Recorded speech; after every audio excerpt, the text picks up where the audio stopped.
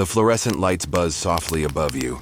The familiar hum of laboratory equipment fills the air, a sound so constant that you barely notice it anymore. Glass panels reflect tangled equations, scrawled hastily across whiteboards, each one a desperate attempt to capture the nature of reality, or at least, the parts of it that behave properly. You exhale. Slowly. The air tastes a little like metal and coffee that's been sitting out for far too long. Another night in the lab, another night chasing something that doesn't want to be caught. Your name isn't important, not yet anyway. What matters is what's on the screen in front of you. A simulation, particles behaving badly, quantum fields collapsing, reforming, flickering in and out of existence as if the universe itself were a cosmic magic trick with no magician behind it. It's chaos, predictable chaos, measurable randomness, and yet not. A single variable keeps ruining the math, a stubborn flaw. No matter how many times you run the formula, something doesn't add up. It isn't the math, it isn't the physics, it's you don't even know what it is. A colleague's words echo in your memory, half joke, half challenge. Maybe what's missing is God.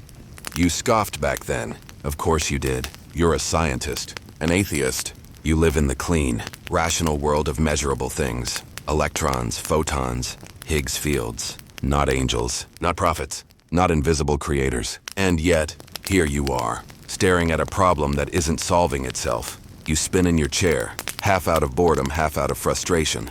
On the bookshelf behind you, a random assortment of texts gathers dust. String theory, particle physics, thermodynamics.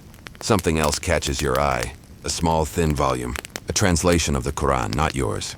Left behind by a visiting researcher years ago. You've ignored it until tonight. Why not? You mutter. Can't be weirder than quantum tunneling. The cover creaks open. The pages smell faintly of old paper, of something ancient, something strange. Your eyes skim lazily, half curious, half dismissive, until a single verse hooks you like a steel barb. Not a leaf falls, but that he knows it. You blink. Stare at the words. Read them again and again. It shouldn't bother you, but it does. Because the phrasing isn't poetic. It isn't vague. It's clinical, specific.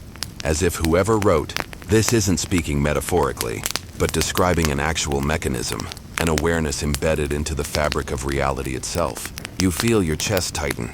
This is absurd. You're not the kind of person who finds spiritual epiphanies between data runs. You're a physicist, a rationalist, and yet something gnaws at the edge of your certainty. Historians still argue whether the Quran's descriptions of nature were meant as metaphors for the soul or as literal reflections of physical laws, laws that modern science wouldn't discover for 400 years. But your brain, trained to recognize patterns, isn't letting this one go.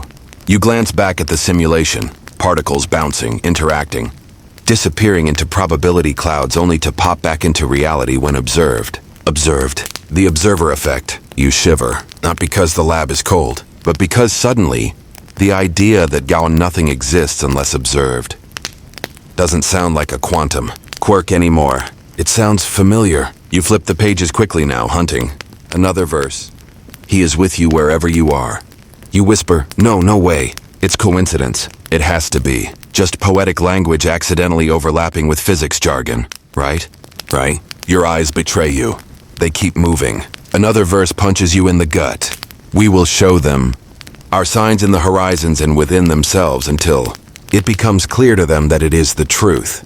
A deep breath. Another. It feels like your lab has shrunk. Like the walls are pressing in. Like you've accidentally walked into a room that was never meant for you. You glance at the Quran again. Glance at the particle models on your screen, back forth.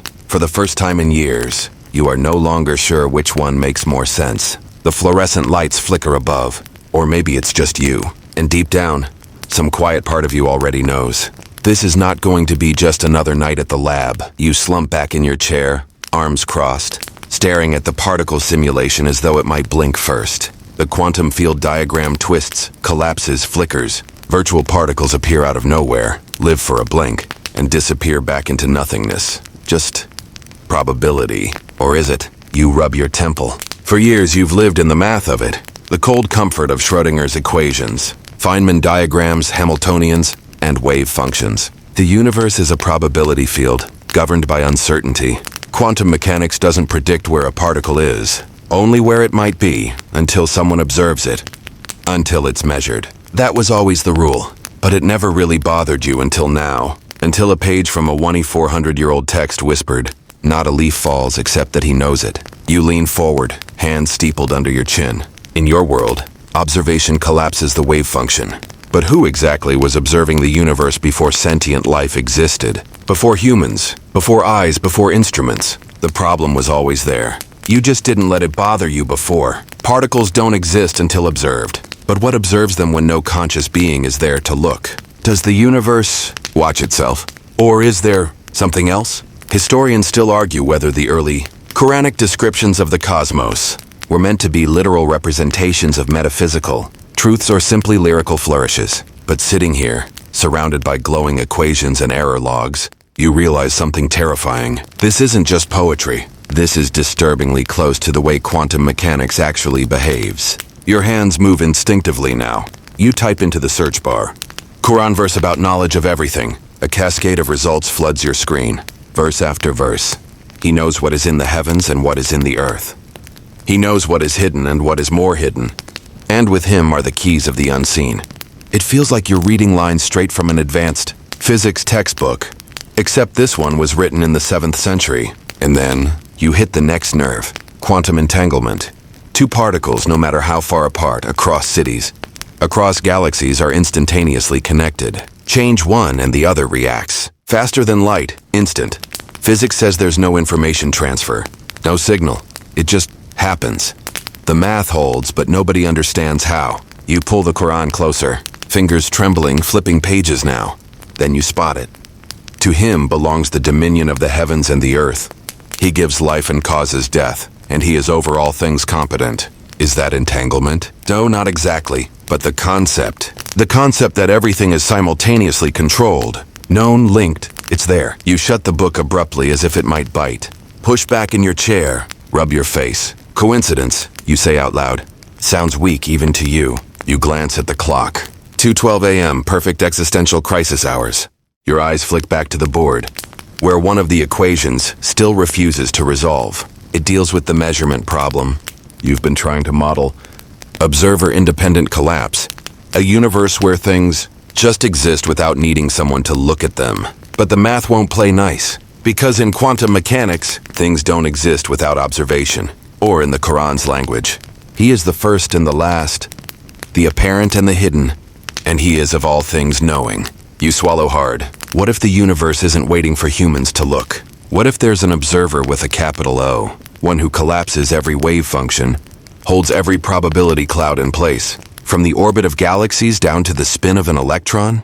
You laugh nervously. It sounds hollow in the empty lab. You half expect someone to walk in and catch you having a theological meltdown between experiments. You close your eyes. For years, you've stared into the randomness of quantum physics and convinced yourself it was just chance. A weird, glorious, unexplained accident of probability. But tonight, it feels like the randomness is staring back. And deep inside, something starts whispering a possibility you never wanted to entertain.